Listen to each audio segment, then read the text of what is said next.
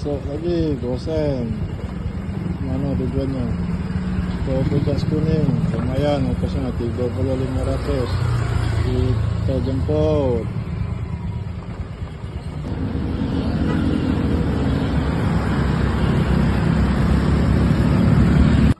Oke, kita cari lagi. Masuk, Joran. Mari kita jemput. Mbak Sinas kan? Oke, kita lagi sama ibunya. Nah, Jira dapat tip 3.000, padahal sudah bayar GoPay 10.000. Oke, kita cari lagi. Oke, masuk lagi gosen.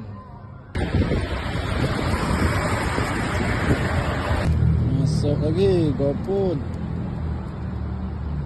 Tagihan tunanya 92.200, dikasih 100.000. Alhamdulillah.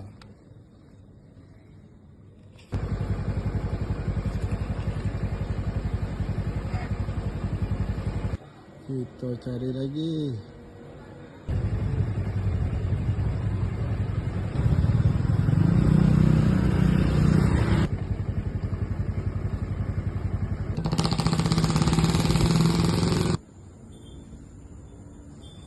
Orderan terakhir, posisi kita di simpang bandara.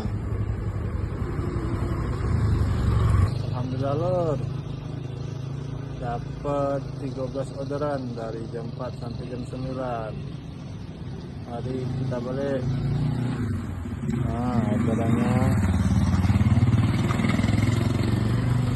Nah, alhamdulillah balik. Hari jam 10.